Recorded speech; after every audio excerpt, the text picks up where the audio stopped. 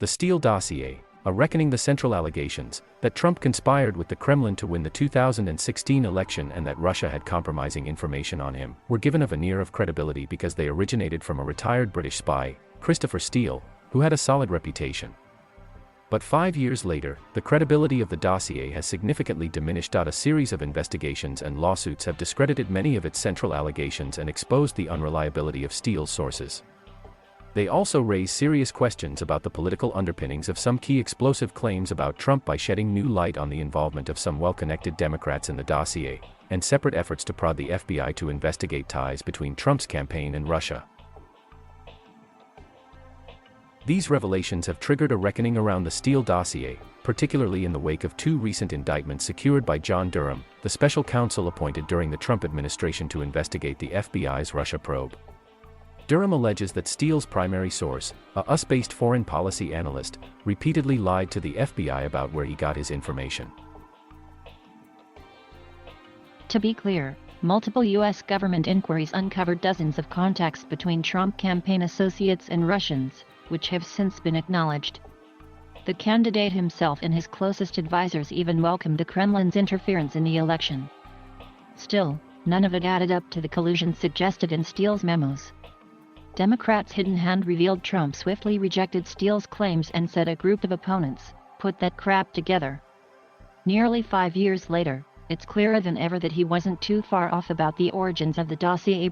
2 Special counsel investigations, multiple congressional inquiries, civil lawsuits in the U.S. and the United Kingdom, and an internal Justice Department review have now fully unspooled the behind-the-scenes role that some Democrats played in this saga.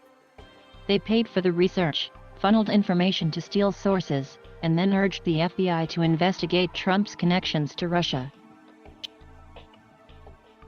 Mother Jones first revealed the existence of the dossier a few days before the 2016 election, and said the memos were part of an opposition research project underwritten by Democrats.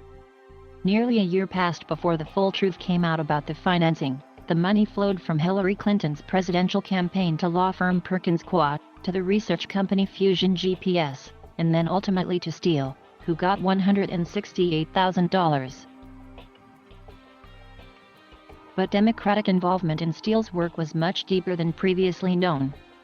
Court filings from the Durham inquiry recently revealed that some information in the dossier originated from Charles Dolan, 71, a public relations executive with expertise in Russian affairs who had a decades-long political relationship with the Clinton family.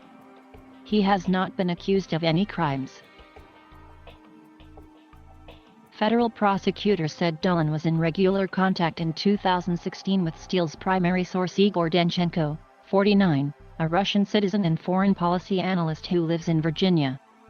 Danchenko was indicted on November 4 for allegedly lying to the FBI about his dealings with Dolan and a fellow Soviet-born expat that he claimed was one of his sources.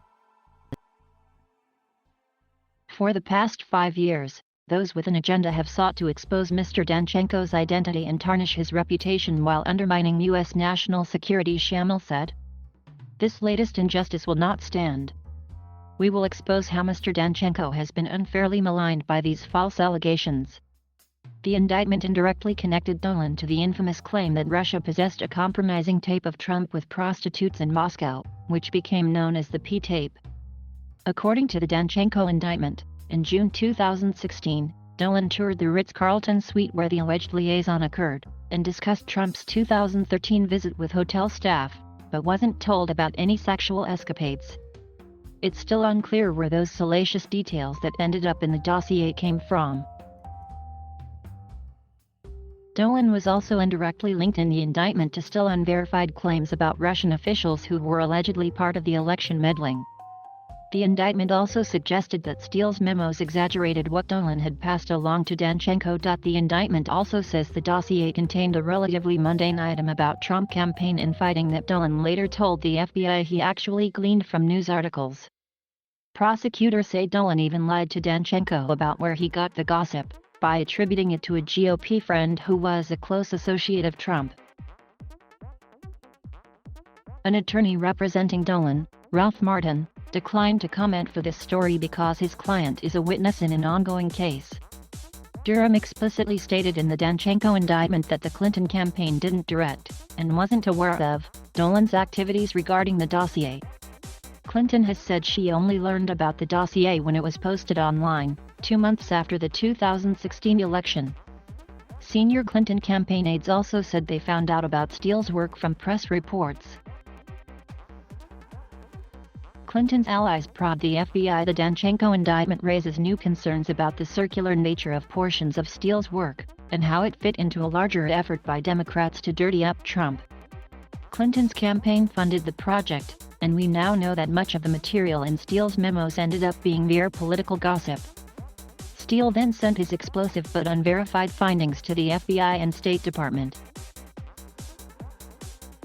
While Steele was passing his tips on to the FBI in fall 2016, a Clinton campaign lawyer separately met with a senior FBI official and gave him information about strange cyber activity between servers at the Trump Organization and Alpha Bank, the largest private bank in Russia. The lawyer, Michael Sussman, has since been charged with lying to the FBI during that meeting, for allegedly saying he wasn't providing the dirt on behalf of any client, even though he ultimately billed that time to the Clinton campaign, and also billed them for other work he did on the server issue. Durham says Sussman repeated this lie during a meeting with CIA officials in February 2017, where he told them about the server theory. Sussman has pleaded not guilty.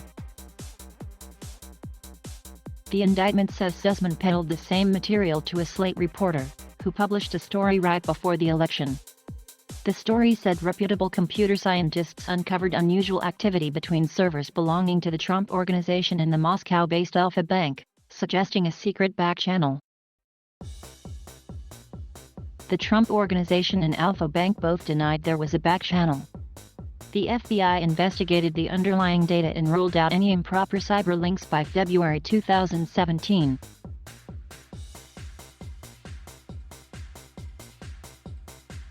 Thank you for watching. Please subscribe